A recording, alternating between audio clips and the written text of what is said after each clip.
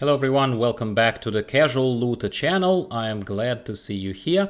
Today we are talking about another aspect of the game of Division 2 that is very relevant for solo players, for solo casual looters just like myself. Once in the end game, Black Tusk faction invades the map and everything turns dark and red. As you can see, I'm pointing right now that I'm in World Tier 2. I'm not in the very top of the end game, but it is still end game. There are such things as blockades, so your settlements become blocked by Black Tusk. So first I will show you a little trick here. I'm using Paratrooper SVD, which is one of my highest score gear score weapons right now. Once again, I'm not boasting the very top end of the game right now, kind of the level that I achieved, but I'm taking my time and I'm a solo player. I'm enjoying it. Hopefully you're enjoying it too.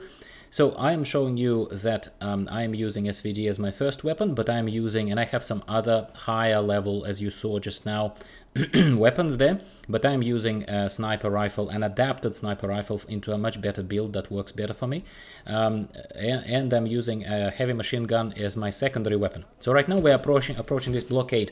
Because of the scope that I have changed, modded on this SVD, you can see that I do not enter the full sniper mode every time I'm aiming with my SVD, with my sniper rifle. So basically, all it allows me to do is that its precision is very high, but at the same time I do not lose the sight of the battlefield. I do not go into full sniper mode, and it allows me to reposition and it allows me to change targeting much easier while still keeping the very high kind of impact from each shot that normally excuse me, is delivered by a sniper rifle to you. So this is an unscripted video. As you can see, I'm not post-editing this audio, so hopefully you will forgive this and hopefully you won't mind it. So our goal here in the blockade is the fact that we need to hack that transmitter, that little swirly, little rotating circle there up that little tower. So naturally I'm using the SVD right now to dismiss the enemies that are kind of further away. I could do it with any weapon really. It's not rocket science. I'm not pretending to be, but I'm just trying to help you feel a little bit more confident as a solo player here, especially if you're new to the game, because of course this video, like all of my other videos, are not targeted at experts here, so please bear with me if you are one of those, or share in the comments down below if you have some better suggestions to give. Usually, from what I've seen, blockades have this mounted weapon. So I've got rid of the guards, I got onto the mounted weapon, and I'm making sure that I'm not being flanked. That's why I'm looking left and right. And I'm laying suppressing fire. It's not rocket science, like I said. It's pretty simple. We just need to give the system the time to hack that transmitter that is behind me, that swirly thing that is now doing its job. And there is a progress bar at the very top, and you can hear announcements in the background that there is a progress being made towards the full completion.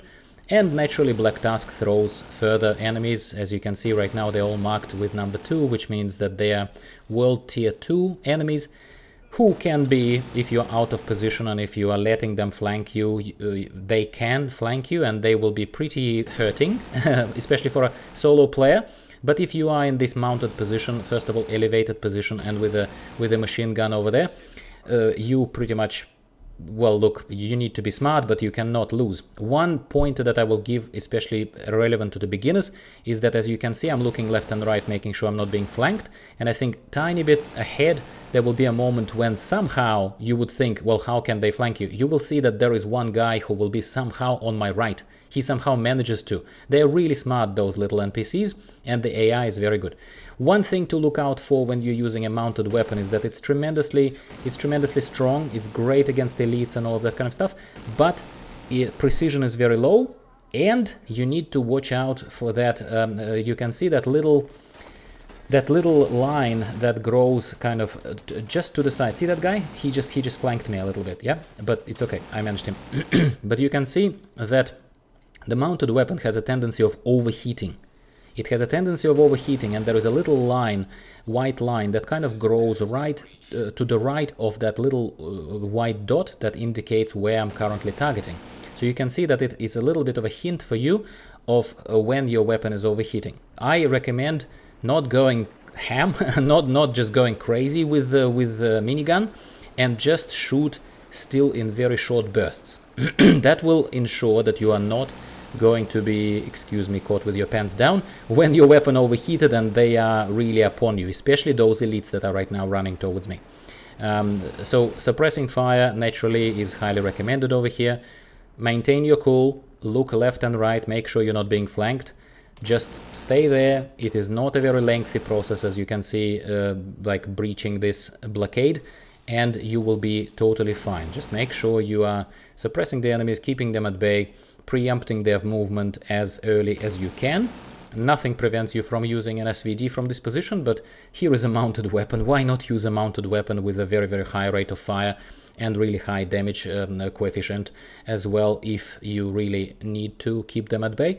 And eventually you will free your lovely settlement that currently is being blocked by this blockade. That's it.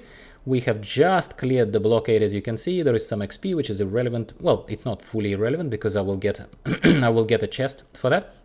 And the transmitter is now nicely green. So blockade is lifted, as you can see, and the settlement campus is now nicely unlocked. And I've just also happened to have earned the proficiency cache that is always really, really welcome. And you can see that on the map now, campus, the settlement, is all green. It used to be red. You used to not be able to access it before with this blockade on, but now it's all good, and I can even fast travel on the map, as I recommended to you in the previous video, going between control points, not settlements, and collecting your free loot. I highly recommend that video as well. Thank you for watching. See you next time.